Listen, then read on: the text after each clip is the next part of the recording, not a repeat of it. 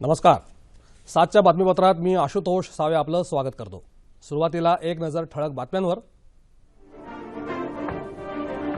भारत आणि नेपाळ दरम्यान 9 सामंजस्य करार, वीज पारेषण प्रणालीचंही उद्घाटन. घटनात्मक चौकटीत राहून जाट समाजाला आरक्षण देण्याचा प्रयत्न करू, केंद्राचं जाट आंदोलकांना आश्वासन. आगामी अर्थसंकल्प शेतकरी, रोजगार आणि दारिद्र्य निर्मूलनावर भर देणारा, जयंत सिन्हा. सीमा सुरक्षा दलाच्या आधुनिक निवासी संकुलासाठी सर्वतोपरी सहकार्य करण्याचं मुख्यमंत्र्यांचं आश्वासन. आणि म्हैसाळ जलसिंचन योजना पुन्हा सुरू, विकास योजनांमध्ये राजकारण न आणण्याचं सहकार मंत्री चंद्रकांत पाटील यांचं आवाहन. आणि आता पाहूया सविस्तर वृत्त. भारत आणि नेपाळ दरम्यान दोन्ही देशांच्या पंतप्रधानांच्या उपस्थितीत 9 महत्त्वपूर्ण करारांचं आज नवी दिल्लीत आदानप्रदान झालं. तसंच भारतातल्या मुझफ्फरपूर आणि नेपाळमधल्या धलकेबार दरम्यान वीज पारेषण प्रणालीचंही यावेळी उद्घाटन झालं. या प्रणालीद्वारे भारताकडून 80 मेगावॅट वीज नेपाळसाठी उपलब्ध होणार आहे. भारत आणि नेपाळ या दोन्ही देशात सांस्कृतिक आणि आर्थिक संबंधांची प्राचीन परंपरा आहे, असं पंतप्रधान नरेंद्र मोदी यांनी या करारानंतर दिलेल्या संयुक्त निवेदनात नमूद केलं. नेपाळचा आर्थिक विकास तसंच तिथल्या शांती आणि स्थैर्यात भारताला कायम रस राहिला आहे आणि त्यासाठी भारत नेपाळला सर्वतोपरी सहकार्य करेल, असंही ते म्हणाले.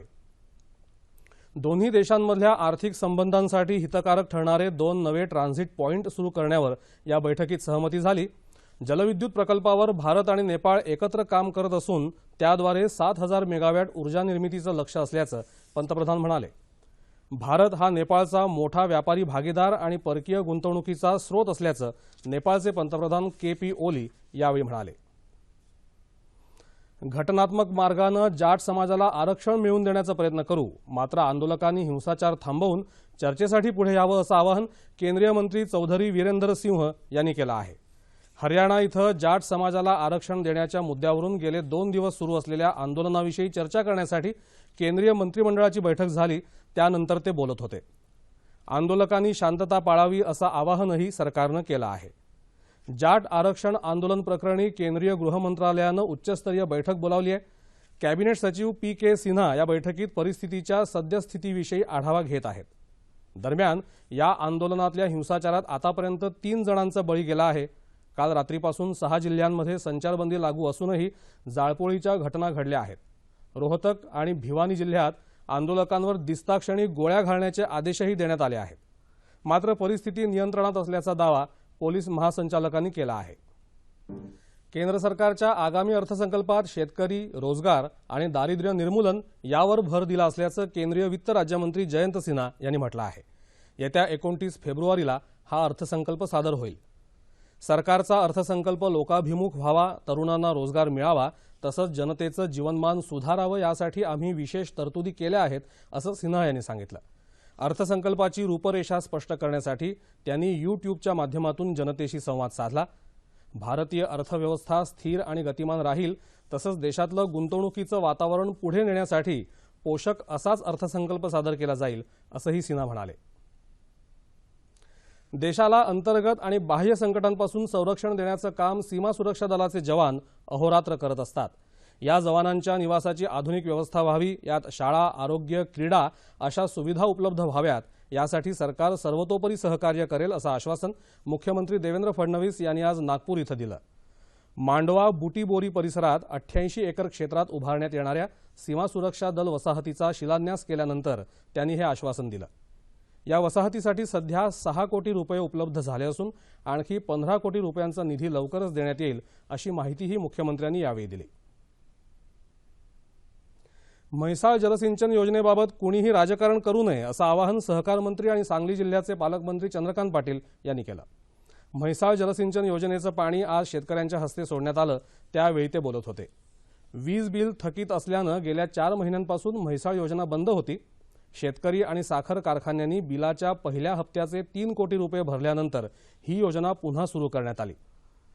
पाण्याचे पैसे भरण्याचा कायदा आहे आणि कायदे पाळण्याचा आग्रह धरणं हा गुन्हा कसा होऊ शकेल, असं ते म्हणाले.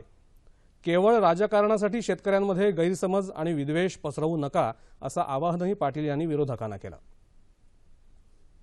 माहिती आणि प्रसारण मंत्रालयाचे विशेष सचिव जितेंद्र शंकर माथुर यांनी आज मुंबई दूरदर्शन केंद्राला भेट देऊन विविध विभागांची पाहणी केली।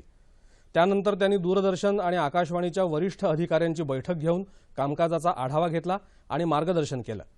या बैठकीला दूरदर्शनचे अतिरिक्त महासंचालक मुकेश शर्मा यांच्यासह आकाशवाणी आणि दूरदर्शन केंद्राच्या वृत्त, कार्यक्रम आणि अभियांत्रिकी विभागांचे वरिष्ठ अधिकारी उपस्थित होते।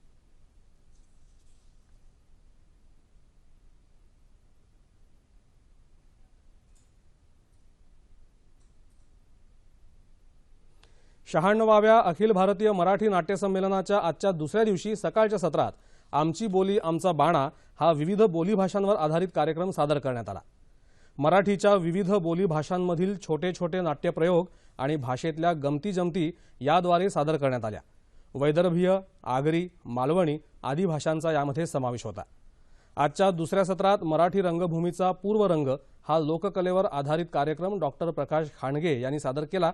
यात निरंजन भाकरे यांचं भारूड, नंदीबैल, बुरगुंडा, डॉक्टर चंदन शिवे यांचा गण, शाहिरी पोवाडा, कोकणातला दशावतार, चित्रकथी, पारंपरिक लावण्या आणि कळसूत्री बाहुल्यांचे खेळ सादर करण्यात आले।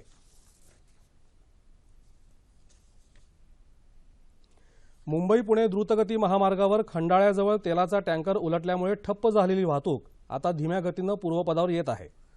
आज सकाळी तेलाचा टँकर उलटल्यामुळे दोन्ही बाजूच्या रस्त्यावर तेल पसरलं, त्यामुळे वाहतूक पूर्णपणे ठप्प झाली होती। रस्ता स्वच्छ करून ही वाहतूक पुन्हा सुरू करण्यात आली। हवामान। मध्य महाराष्ट्र, मराठवाडा आणि विदर्भाच्या काही भागात किमान तापमानात सरासरीच्या तुलनेत लक्षणीय वाढ झाली आहे। येत्या 36 तासात संपूर्ण राज्यात हवामान कोरडं राहण्याची शक्यता हवामानशास्त्र विभागानं वर्तवली आहे। तापमान अंश सेल्सिअसमध्ये मुंबई कमाल 31, किमान 21,